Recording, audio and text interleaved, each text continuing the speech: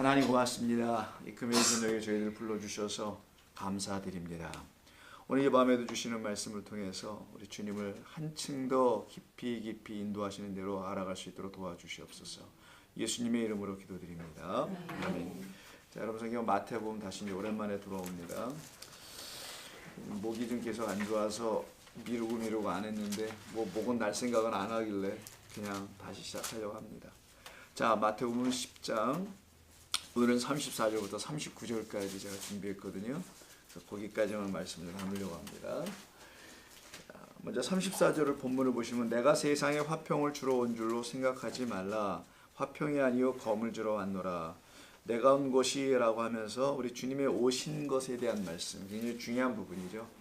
그래서 주님께서 이 땅에 왜 오셨는가를 가르쳐 주시는 말씀이니까 굉장히 중요한 부분, 복음을 담고 있는 것 중에도 복음을 담고 있을 것이라고 우리가 생각해 볼 수 있을 겁니다. 왜냐하면 당신이 오신 뜻을 알려주는 거잖아요. 지금요. 예수께서 이 땅에 왜 오셨는가, 그분은 누구신가, 그분은 왜 우리에게 오시는가라는 등등의 여러 차원의 질문에 대한 말씀이 이 본문 안에 담겨 있으리라고 봅니다. 자, 그렇게 볼 때, 자, 첫 번째 예수님께서 말씀하신 걸 들어보시면요, 세상의 화평을 평화입니다. A련에 평화, 화평, 평강, 평안 이렇게 번역되는 단어예요. 자, 이것을 주러 온 줄로 생각하지 말라고 하면 이 말 때문에 섭섭할 사람들이 많을 것 같아요. 나는 화평이 필요하고 평화가 필요하고 평안이 필요한데 이걸 안 주신다면 어떻게 하신다는 건가? 그럼 뭘 주시러 오신 건가? 들어보니까 차라리 뒷말이 없으면 좋겠는데 검을 주러 왔다고까지 얘기해 놓으시니 이거 참 갈수록 태산이죠. 차라리 주러 오지 않았다고 생각하지 말라라고 그냥 끝내셨어도 좋으실 걸 검까지 주러 오셨다니까 이건 더 엎친되신다고 하나요? 자, 이것은 예수님께서 당신에 대한 세상이 갖고 있는 그들의 잘못된 기대, 예수님에 대한 잘못된 오해, 이것에 대해서 말씀하기 시작하는 겁니다. 이 세상이 신에 대한 오해가 있어요. 하나님이라는 존재에 대한 오해가 있다는 겁니다. 그 오해에 대해서 먼저 우리 예수님이 지적하시는 거라고 보시면 됩니다. 그래서 당신은 당신들이 세상에 찾고 있는, 세상이 원하는 그런 평화를 주러 온 것이 아니라는 것으로, 즉 그런 존재가 내가 아니라는 것으로 일침하시면서 시작하시죠. 즉 그와 같은 그릇된 오해를 갖지 않게 하는 말씀으로 복음을 들고 나가야 할 사도들에게 지금 당부하는 거예요. 이게 지금 파송설교잖아요. 파송과 관련된 말씀이니까 이 제자들이 이 말씀을 듣는 것이죠. 그 말은 뭐냐면 복음을 들고 당장 나가야 될 이 사도들에게 당부의 말씀. 너희가 세상에 가서 나를 전하러 나간다고 하는데, 교회에서도 그렇고 개인적으로도 그렇고 예수님을 복음으로 전한다고는 하는데 그 예수를 엉뚱하게 좀 전해주지 말라라는 얘기입니다. 세상이 찾고 있는 그런 평화 이런 걸로 얘기해서 나를 오해시키지 말라라는 겁니다. 그런데 이 세상의 사람들은 그렇게 오해하고 있지는 않을까요? 혹시 예수님이 당부하고 경고하시는 그 말을 그냥 하신 것이 아니라 사실은 전부 다 그렇게 오해하고 있지는 않을까요? 세상의 기대가 어떤 건가요? 하나님에 대한 세상의 기대. 그들이 말하는 각 나라마다 민족마다 신이 있고 종교가 있고 다 있는데 그런 종교들이 있는 신들에 대한 그들의 기대가 뭐예요? 세 가지 아닐까요? 평화라는 것과 또 뭐의 기대가 있을까요? 복도 있고, 세 가지만 정리할게요. 이 본문과 관련된 거, 사랑, 번영. 이 세 가지만 있으면 세상 사람은 하나도 문제 없습니다. 여기 전쟁이 없어요. 그러면. 세상은 이걸 원하지 않을까요? 이것을 줄 수 있는 신이면 무엇이든 다 할 수 있지 않을까요? 예수님은 바로 이와 같은 것에 대한 말씀하는 겁니다. 이런 이유로 나를 찾지 말라. 나는 그런 이유로 온 것이 아니다라는 거예요. 그러면은 세상에 말한 평화라는 것은 분쟁이 없는 거죠. 나눔과 나뉘어지는 거, 다투는 거, 전쟁, 이런 것이 없는 세상을 다 바라잖아요. 그렇지 않습니까? 그런 평화를 원하죠. 예수님이 지금 말씀하시는 것은 난 그런 평화 안 주러 왔다고 말씀하신 건가요, 그러면? 그것도 아니겠죠. 우리 세상이라는 사람들이 말하는 그런 평화가 아닌 다른 평화를 말씀하시려고 사실은 평강의 왕으로 오신 거란 말이에요. 세상의 차원에서 말하는 그런 평화를 주시려고 오신 분이 아니라는 다른 평강을 주시려고 오신 분인데 그런 세상의 평강으로 나를 이해하지 말라라고 말씀하시는 것뿐이지 이렇게 분쟁 없는 이런 나라를 내가 너희들한테 주지 않을 거야. 그런 말씀하시는 것이 아니어야 되겠죠. 그럼 다른 차원의 평화를 말씀하시는 것이라는 것을 알으라는 것으로 우리가 들어야 될 겁니다. 그래서 나를 중심으로 하여 나의 주변의 모든 관계의 대상들과 화목을 이루고요. 평화를 유지하려는 그런 기대들이 있죠. 그래서 세상의 가치에서 볼 때 평화를 수호하는 것이 마땅해 보이지 않습니까? 그거는 이 세상살이에서 개인과 이웃과 가정과 혹은 국가와 사회 안에서 마땅히 해야 될 일이에요. 예수님은 이 땅의 것을 이야기하러 오신 것이 아니잖아요. 이 세상에서 누구나 다 알고 있는 거고 누가 뭐 싸우려고 하겠어요. 화해하고 가능하면 전쟁 없이 살아가려고 하겠죠. 그런 이 땅의 이야기를 하려고 하고 하는 것이 아니라 하늘의 이야기를 우리에게 알려주시러 오신 것 아닙니까? 그렇다면 여기서 말하는 이 평화도 그런 차원에서 들으라고 해야 되는 거고 너희 제자들은 사도들은 나가서 나를 전할 때 그 하늘에 있는 그 평화를 이야기해야 되는 것이지 땅에서 사람들이 요구하고 찾는 그런 평화를 이야기하는 것이 아니다라는 거예요. 그거는 하늘의 평화가 무엇인지 아는 사람들이면 당연히 땅의 평화를 이루어 나갈 수 있을 거야 라고 말씀하셔서 평화를 만드는 자를 또 산상수훈에도 얘기하지 않습니까? 화평케 하는 자라고 하면서 그때가 에이론이에요. 똑같이 화평케 하는 자.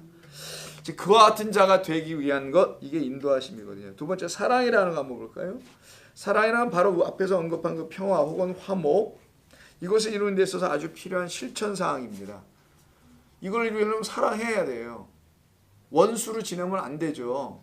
서로 그런 차원으로 세상은 서로 사랑하지 않을까요? 그래서 그 사랑을 필레오라고 합니다.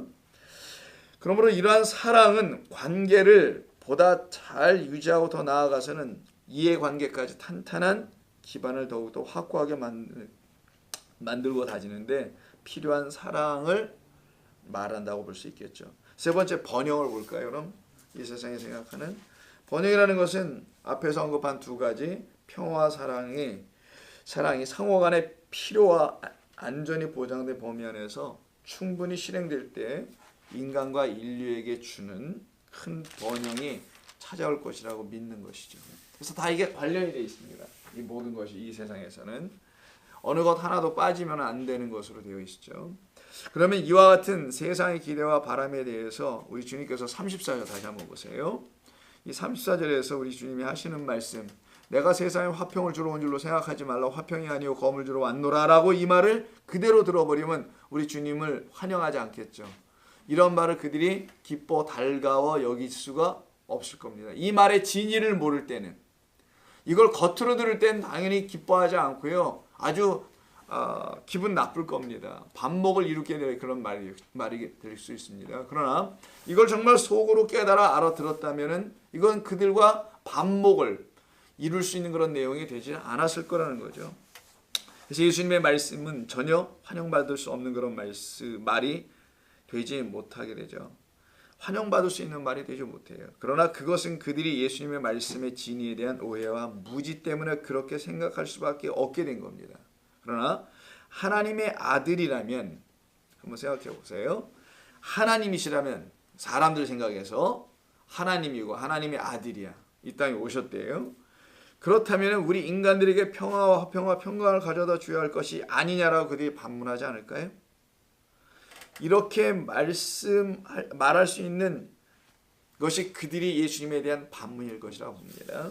그리고 우리들에게 평화와 번영과 복을 달라고 하는 그들의 기대와 요청이 매일매일 하늘을 향해서 소위 기도라는 것으로 올려지겠죠. 이게 모든 종교가 갖고 있는 종교적 상황들입니다.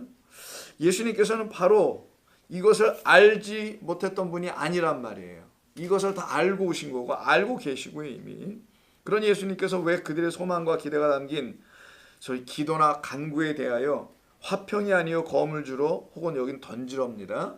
던지러 왔다라고 선포하시게 된 이유는 무엇일까? 그러면 이거 아시면서도 그래서 예수님께서 말씀하신 평화라는 아까도 말씀드렸지만 하나님의 평화이기 때문입니다. 하늘의 평화에 대한 이야기를 알려주시고자 하는 것이에요. 하나님께서 인류에게 혹은 오늘 본문 혹은 성경 자체에서 볼 때는 이스라엘에게죠. 이스라엘 백성에게 더 이상 다툼과 분쟁이 없고 평화와 복을 약속하신 적이 있던가요? 그런 게 있나요? 복과 번영에 대해서 말씀하십니다. 신명기에 보면은. 근데 그게 과연 우리가 이 세상 사람들이 생각하는 그런 복과 저주와 생명과 이런 거 너희 앞에 있다라는, 그러나 내 말씀을 지키면이라고 하는 것이 세상 사람들이 말하고 있는 그런 평화와 안녕과 번영일까요? 그러지 않을 것입니다. 하나님께서 우리를 사망과 화해에서 오히려 불러내어 생명과 복을 택하게 하시려고 우리를 그곳에서 분리시키는 것. 자, 여기서 먼저 개념이 나옵니다. 자, 분리시키는 거예요. 자, 하늘의 평화를 설명하시는 데 있어서 우리 주님께서 신명기서의 여러 군데 구약성 전체를 신구약 다 통틀어서 볼 때 화와 사망이 하나라고 보고요. 복과 생명 이것 하나라고 본다면 여기에 있는 자들이 이쪽으로 불러내는 것, 이걸 분리시키는 것. 이 분리시키는 것이 우리 주님이 말씀하시는 내용이라고 여러분 보시면 됩니다. 그래서 분리와 나눔과 쪼개는 일이에요. 그게 바로 칼이 하는 일입니다. 그래서 나는 검을 주러 왔다라고 말씀하신 이유가 그 배경에 있는 거예요. 뭐로부터 분리시키냐? 이런 상태, 화와 저주나 사망과 이런 재앙이나 받을 수밖에 없는 우리가 누구인지를 모르고 살아가고 있어서 이 세상에 이런 평화, 사랑과 번영만 구하고 있는 우리, 정말 그래서 화와 사망이죠. 사망을 받을 수밖에 없는 그런 우리를 거기서부터 분리시켜내는 것. 그게 할 수 있는 게 칼이라는 것이 한다는 거예요. 그래서 내가 칼을 주러 왔다. 너희를 분리시키고 나누고 쪼개려고 왔다라고 하시죠. 그래서 34절 하반절에서 나는 검을 주러 왔노라라고 합니다. 히브리서 4장 12절 몇 군데만 볼게요. 여러분 읽기 잘하시는 히브리서 4장 12절 우리 주님이 말씀하신, 성경에서 말씀하시는 한번 들어보시면 금방 알게 됩니다. 자, 356면 히브리서 4장 12절 하나님의 말씀은, 자, 주어가 하나님의 말씀은 살아있고 활력이 있어 좌우의 날선 어떤 검보다도 예리하며 라고 하니 하나님의 말씀을 검으로 비유하는 거죠 지금. 그러니까 검은 그 하나님의 말씀이었다고 말하네요. 즉 예수님께서 말씀하시는 내가 검을 주러 왔다는 건 무슨 검으로 뭐 하신다는 게 아니라, 검객이 아니라 우리 예수님께서는 이 하나님의 말씀이라는 그 검을 말하는 거겠죠. 검보다 예리하여 혼과 영과 관절과 골수를 찔러 쪼갠다, 나누다까지 하며 또 마음과 생각의 뜻을 판단한다. 그 말씀이 우리 가운데 들어와서 우리의 마음과 생각을 알아버려요. 알게 해줘.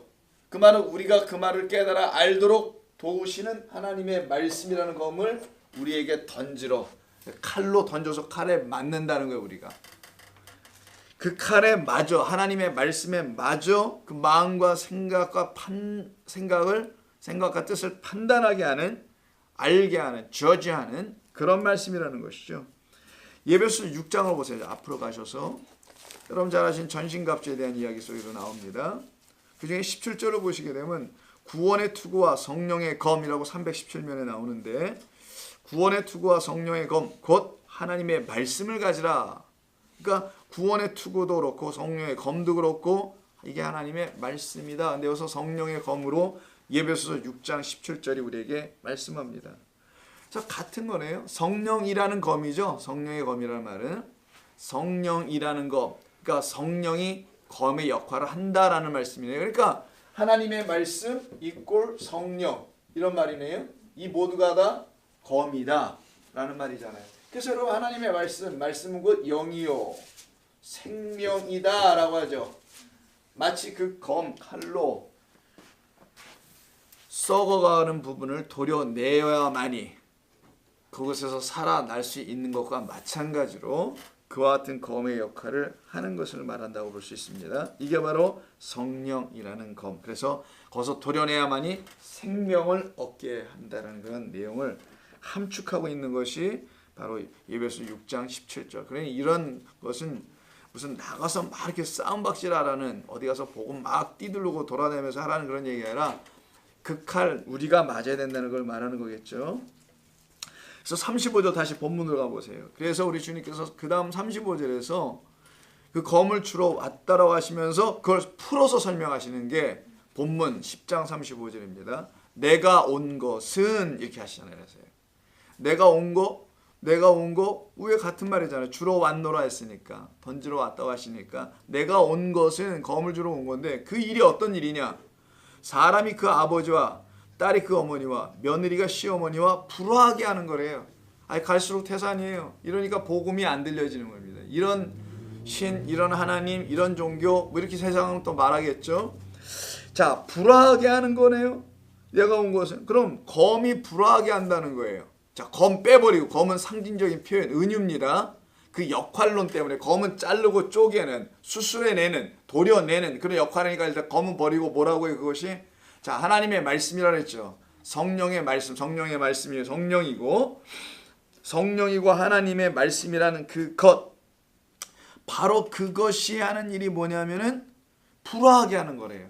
즉 하나님의 말씀이 들어오면은 뭔가 분리 현상들이 일어나게 된다는 거예요 이게. 아이 참 불편한 것 중에 하나 이게 정말 제일 어려운 부분 중에 하나가 이거예요. 이 세상 사는 데 있어서 다른 거 어려운 게 아니라 이 세상 사는 데서 가장 어려운 건 이 관계 아닙니까? 관계가 깨어지고 뒤틀려지고 하는 건데 이 하나님의 말씀에 맞은 사람들은 안 맞은 사람들과 이 관계가 쉽지 않아진다는 거예요. 이 칼, 검에 맞아서 그 말씀이 그들을 판단해가지고 너 이런 존재다 라고 딱 말해줘서 그 검으로 말미암아 말씀으로 말미암아 어떤 새로운 존재가 된 사람들과 그렇지 않고 그 말씀이라는 검에 아직 여전히 맞지 않고 있는 사람들은 나눠지게 된다는 걸 말합니다. 그래서 이때 불화하다 있죠. 불화하다는 건 분란을 일으켰다. 둘이 사이가 안 좋다 이런 표현으로 돼 있잖아요. 이게 오해된 번역인데 이게 불화하다라기보다는 자, cut into two pieces. 두 부분으로 잘라내다예요. 딱 나눠서 둘로 나누다. 그래서 이 단어가 디카조라고 합니다. 자, 디카조인데 이게 둘로, 이 디스라는 게 둘이에요. 둘로 나누다라는 뜻이에요. 둘로 나누다. 칼이 하는 일이 그렇잖아요. 뭐 빼면 뭐 물에도 쓸어야 된다는 뭘 쓸어야 된다면서요. 그럼 반토막이 날 거 아니에요. 자르면 뭔가를 무조건 반이 납니다. 정확한 반이 아니더라도 일단 나눠져요. 그렇잖아요. 뭘로 자르면은 그러니까 칼의 역할은 반드시 자르면 분리, 나눔이라는 거지. 그래서 디카조라는 단어 이게 사실 불화한다기보다는 나뉜다, 나누어 논다. 생명의 말씀이라는 하나님의 말씀, 성령의 말씀이 우리에게 들어오면은 나눠 논다 이런 얘기를 한다는 거예요. 그게 바로 두 그룹으로 설명하죠. 어떤 그룹인가요? A 그룹 한번 먼저 볼까요? 자, 사람이 있죠. A 그룹. 또 딸. 또 며느리. 이러는 A 그룹이 아니고 B 그룹은요. 아버지, 어머니, 시어머니 이렇게 그룹이 있어요. A하고 B하고 차이점이 뭐예요? 다 사람인데 차이점은 뭐 여러 가지 차이점이 있어요. 아버지와 아들의 차이점이 있네. 뭐 이런 거예요. 자, 이들과 이들의 관계가 뭘까요? 이게 지금 하나님의 말씀이라는 틀 속에서 잘 생각하셔야 합니다. 유대교라는 틀 속에도 생각해야 되고요. 자, 이들은 이들에게 뭔가를 줘야 되는 존재들입니다. 그렇죠? 가르치고 줘야 하고 전수하는 거예요. 유대교 안에서는 이게 바로 하나님의 말씀을 전하고 가르치고 전수해야 되는 일을 하는 사람들의 역할이에요. 이들이. 근데 이게 어디에서 배경이라고요? 자, 유대교 안에서요. 지금 성전이라는 개념에서 혹은 성전에서 이렇게 해도 되고요. 자, 회당에서는 성전에서 이런 관계입니다. 그럼 이들은 지금 아버지나 어머니나 시어머니로부터 받고 배운 사람들이잖아요. 자, 이들은 가르치고 배운 사람이네요. 그런데 이들이 지금 자기들을 가르쳤던 무엇으로? 옛것으로. 그들과 지금 대립, 부딪힘의 관계. 왜? 생명의 검을 맞았기 때문에. 이해하셨어요? 앞에 문맥이. 검을 던지러 왔는데 누군가 맞아요. 맞는 사람 반드시 있습니다. 이걸 비유로 설명하는 거니까. 그 검에 맞은 사람들을 말하는 거죠. 그 사람들과